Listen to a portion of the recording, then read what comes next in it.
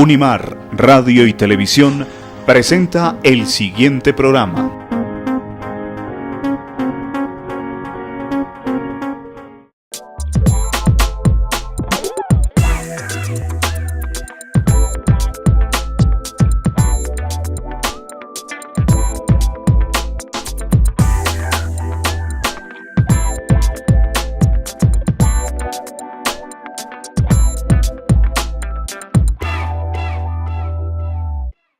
Hola, bienvenidos nuevamente a Escenarios, el programa de la Universidad Mariana que promueve el diálogo entre fe, ciencia y cultura. Hoy con un invitado muy especial. Se trata del padre Gerardo Remolina. Él es sacerdote jesuita, doctor en filosofía, teólogo de la Universidad Gregoriana de Roma, ha sido también rector de la Universidad Javeriana y superior provincial de los jesuitas en Colombia, entre otros aspectos de su brillante hoja académica y también dentro de su vocación como sacerdote. Padre, qué gusto darle la bienvenida a la Universidad Mariana aquí en San Juan de Pasto.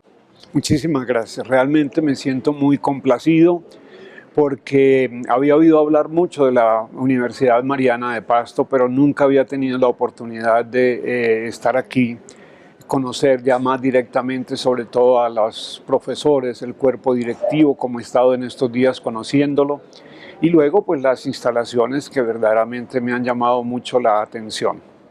Padre, usted en su tesis doctoral en filosofía trató un tema muy interesante, sobre todo en este diálogo entre fe y ciencia, ¿cierto? ¿Por qué no nos describe un poco sobre ese trabajo que realizó, que es interesante, que lo conozcamos todos nosotros, especialmente quienes quieren profundizar en el tema de la fe, cuando se miran en un momento dado confrontados con la razón, ¿no? Con la ciencia?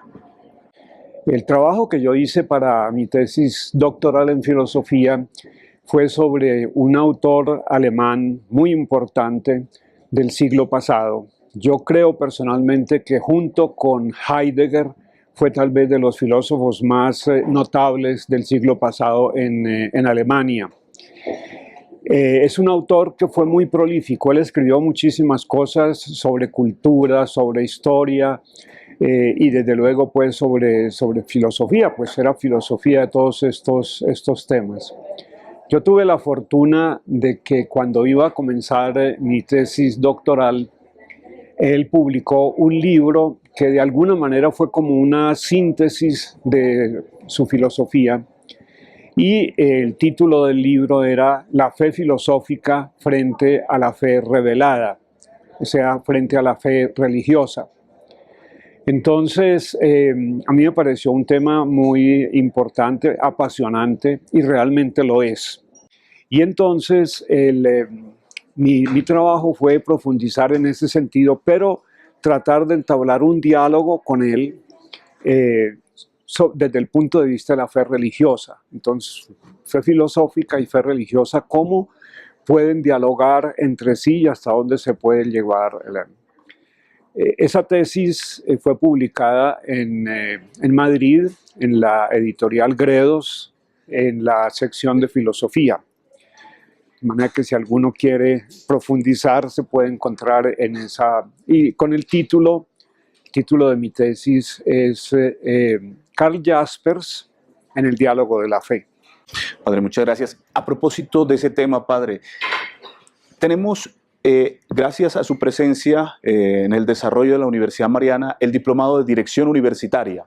En él usted nos ha acompañado con la temática de identidad de la Universidad Católica. Y muy claramente nos ha dicho, refiriéndose a todos los documentos de la Iglesia frente a la universidad, que su compromiso es con la búsqueda de la verdad. Eso es lo que también hace la universidad como tal, búsqueda constante de la verdad. Y que esa verdad tiene que manifestarse y que tiene que publicarse también como tal. También hablábamos de esa situación crítica, especialmente muy mediática en estos últimos días, del científico británico Stephen Hawking. Y cómo él promueve dentro de su trabajo de estudio, pues la no existencia de un creador, sobre todo en su último trabajo, La teoría del todo.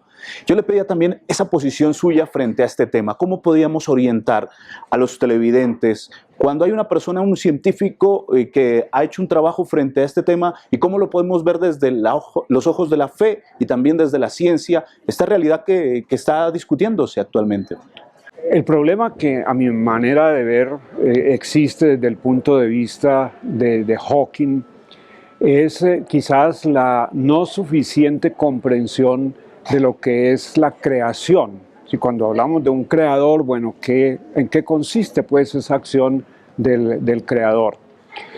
Y ahí me parece que él, siendo un excelente científico, físico, matemático, etcétera, quizás no es tan buen filósofo, ¿sí? Tan buen metafísico. Son dos campos muy distintos, el pensamiento puramente científico, positivo, y el pensamiento filosófico, el pensamiento metafísico. Cuando nosotros hablamos de un Dios creador, estamos hablando de metafísica, y para la metafísica la creación es la producción de algo de la nada, y la nada quiere decir cero, de cero existencia. Entonces es realmente la producción total de algo totalmente nuevo que se produce desde cero. Entonces en los análisis que él hace, él pretende explicar la realidad del universo desde las leyes físicas, pero las leyes físicas son algo que está en una realidad física. ¿De dónde surge esa realidad física? Entonces, él dice que no, toda la realidad surge de las leyes físicas, pero las leyes físicas no están en el aire, las leyes físicas están en algo, o sea que hay algo preexistente.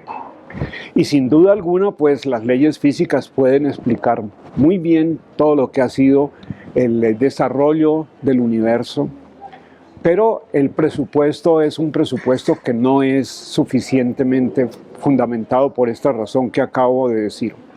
En la misma línea, a mi manera de ver, está todo esto que se habla hoy del Big Bang, ¿sí? La explosión fundamental. Pero ¿qué fue lo que explotó? ¿Y de dónde salió lo que explotó?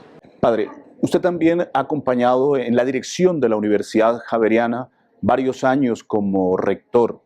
La Universidad Mariana ha sido también acompañada en varias ocasiones por la Universidad Javeriana, y por ende somos, digamos, universidades hermanas, se parecen en muchos aspectos de la organización misma.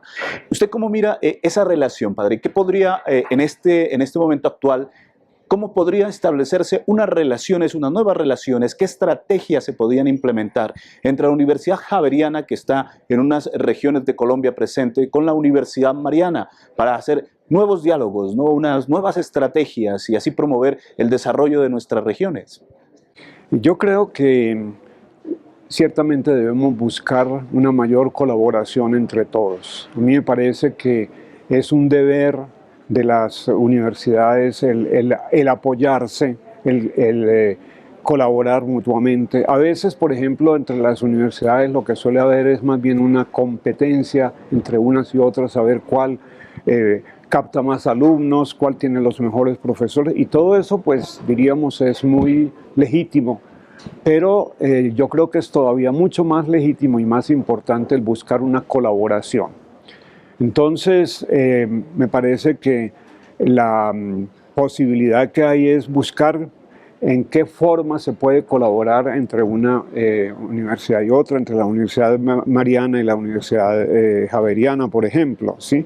¿Cuáles son los puntos de común interés en donde en una universidad se haya desarrollado más que en otra?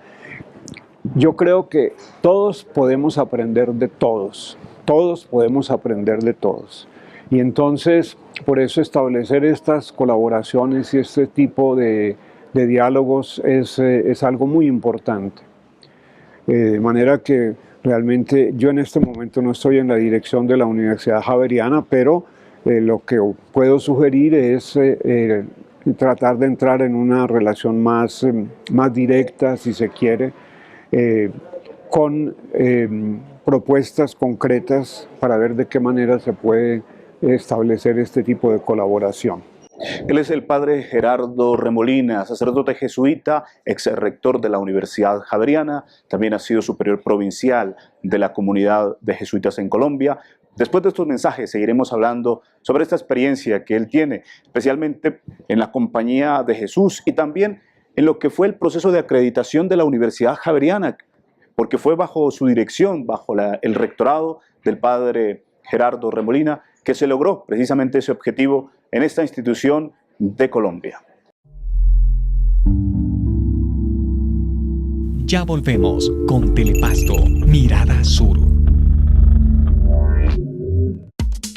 Los personajes de los diferentes ámbitos sociales, líderes académicos, regionales, nacionales e internacionales en Escenarios, bajo la conducción del periodista Felipe Andrés Criollo, un programa que propicia el diálogo entre fe, ciencia y cultura. Escenarios, domingos 5:30 de la tarde, miércoles 1:30 de la tarde y viernes 8:30 de la noche. Una producción de Unimar Televisión para Telepasto, Mirada Sur.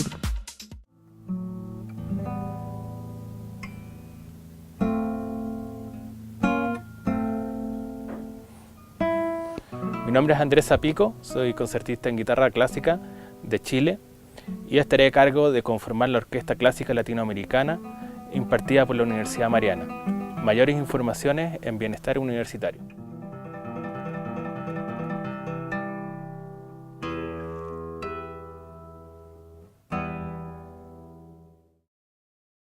La Unidad de Proyección Social de la Universidad Mariana invita a niños, jóvenes y adultos a participar de los diferentes cursos que se ofrecen en las modalidades de Artes y Oficios, Refuerzo Escolar, Música, Desarrollo Técnico. Informes en nuestra sede. Inscripciones abiertas. Nuestro compromiso es con el suroccidente colombiano y su gente. 27 de junio de 2012, acreditación de alta calidad, programa de enfermería. 8 de agosto de 2012, reacreditación de alta calidad, programa de contaduría pública. 9 de julio de 2013, reacreditación de alta calidad, programa de psicología. Registro calificado para todos nuestros programas académicos. Universidad Mariana, educación para la transformación social y el desarrollo sostenible. Los personajes de los diferentes ámbitos sociales, líderes académicos, regionales, nacionales e internacionales en Escenarios, bajo la conducción del periodista Felipe Andrés Criollo, un programa que propicia el diálogo entre fe, ciencia y cultura. Escenarios, domingos 5:30 de la tarde, miércoles 1:30 de la tarde y viernes 8:30 de la noche. Una producción de Unimar Televisión para Telepasto, Mirada Sur. Continuamos con Telepasto, Mirada Sur. Seguimos en diálogo con el padre Gerardo Remolina, sacerdote jesuita, ex rector de la Universidad Javeriana y, como les decíamos, también ha sido superior provincial de la comunidad de jesuitas en Colombia. Padre, coméntenos un poco cómo fue esa experiencia cuando usted inició todo ese proceso de acreditación institucional de la Universidad Javeriana. ¿Qué aprendizajes, qué fue lo más difícil que usted tuvo que afrontar en esa iniciativa de la acreditación institucional de alta calidad? Nosotros partimos de un gran escepticismo con relación a esto, ¿sí? Uno de los grandes maestros universitarios, el padre Alfonso Borrero, no creía en estos procesos. Decía, la acreditación la da la misma institución a través de lo que hace, y la que acredita es la sociedad, ¿sí? La aceptación que tiene en la sociedad y la valoración que hace la sociedad de la calidad académica de una institución. Entonces, él en realidad no creía en estas, pero de todas maneras, en ese momento estaba de rector de la universidad el padre Gerardo Arango. Y el padre Gerardo Arango le propusieron, él era siempre una persona muy abierta pues, a todo tipo de iniciativas.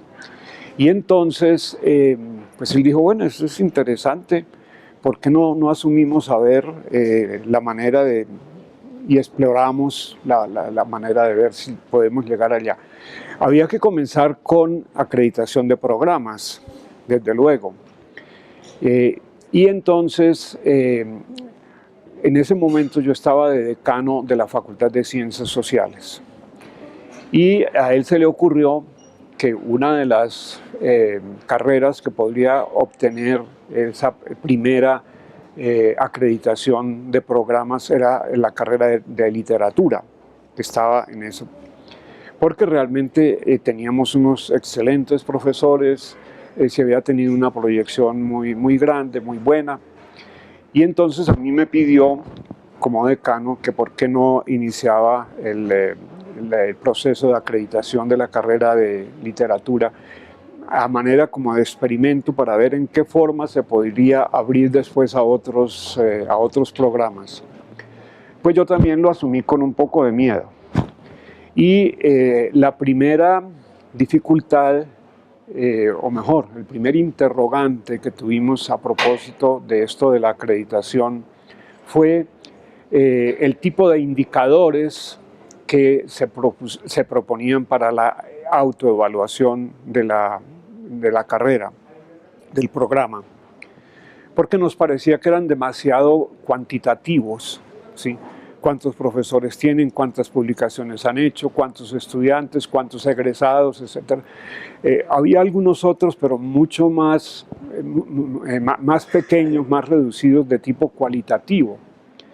Y era muy difícil entrar a tener realmente una forma o un patrón para evaluar cualitativamente, por ejemplo, un programa de literatura y en general en los otros programas. Pero entonces, comenzando con el experimento, fuimos encontrando el camino, fuimos encontrando la manera. Después se acreditaron otros 2 programas. Ya se fueron modificando también los indicadores. Bueno, y entonces ya pues, se vio que sí, que la universidad tenía un suficiente número de programas acreditados y acreditables.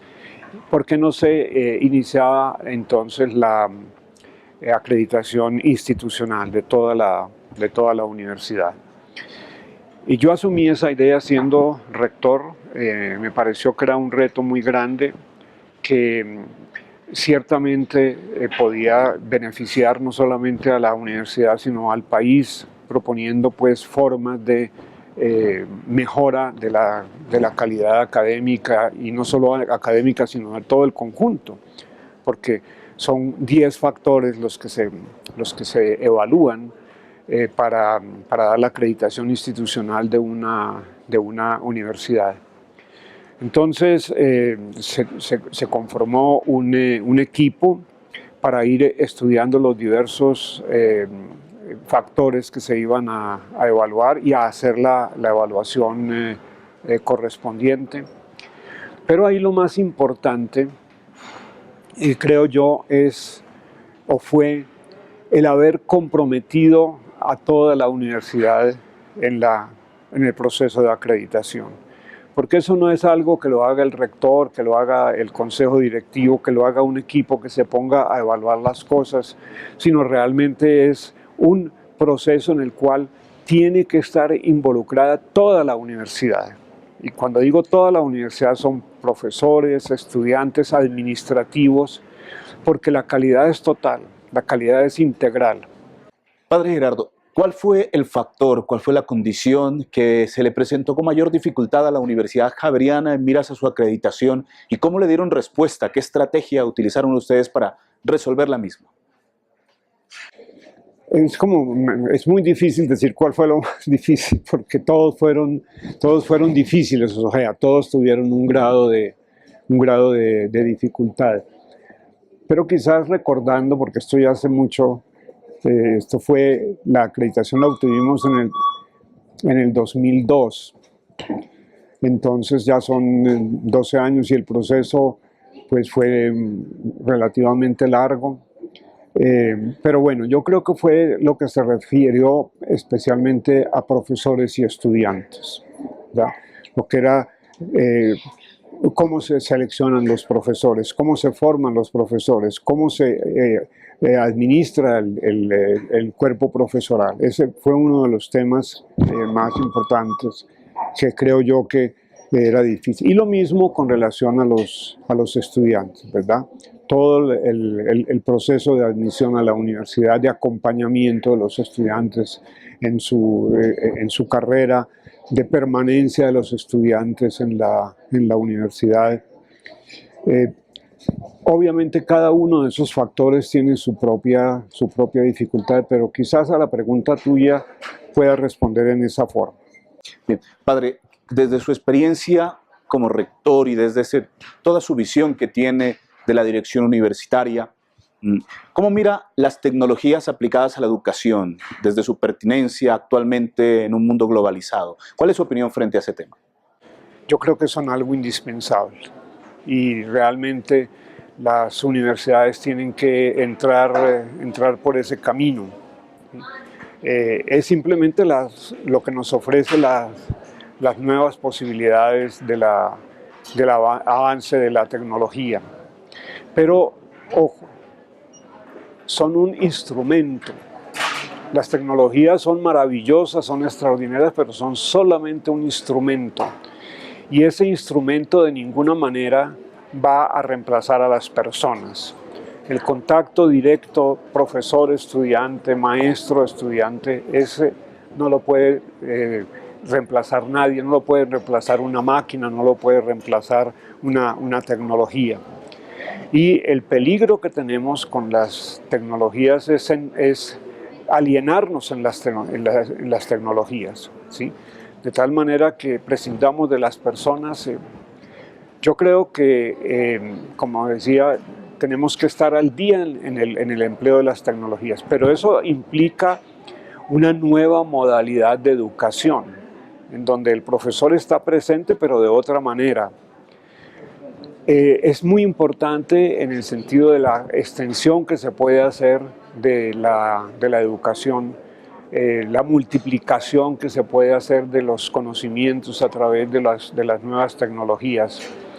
Pero a veces la gente piensa que, por ejemplo, un programa a distancia, un programa a través de los medios digitales es más fácil, es menos costoso. Todo lo contrario. Es sumamente costoso y sumamente exigente del tiempo de los profesores, ¿sí? Yo personalmente creo que un programa a distancia es mucho más exigente para los profesores o para el profesor que lleva el programa, mucho más exigente que un programa presencial. El profesor tiene que estar mucho más disponible, tiene que estar traduciendo continuamente lo que conoce a través de estos medios, que no es lo mismo pronunciar una conferencia, dar una clase, que transmitir a través de estos medios tecnológicos el conocimiento y sobre todo lo que es la formación. De todas maneras, yo creo que utilizando los medios hay que utilizarlos, pero hay que utilizarlos de una manera muy inteligente. Padre Gerardo, se nos ha acabado el tiempo por el día de hoy. Le agradecemos muchísimo su tiempo, su espacio, compartirnos su experiencia, tanto de vida como a nivel profesional en la dirección universitaria. Muy amable. Bueno, mil gracias a ustedes por la paciencia en escuchar esta intervención mía y felicitaciones a la Universidad Mariana de Pasto, que está verdaderamente en un compromiso muy grande por buscar la mayor cualificación en todo sentido. Y por eso está en este proceso de acreditación institucional. Y a ustedes, amigos televidentes, los esperamos en nuestra próxima emisión de Escenarios para seguir dialogando y promoviendo el diálogo entre fe, ciencia y cultura. Muchas gracias.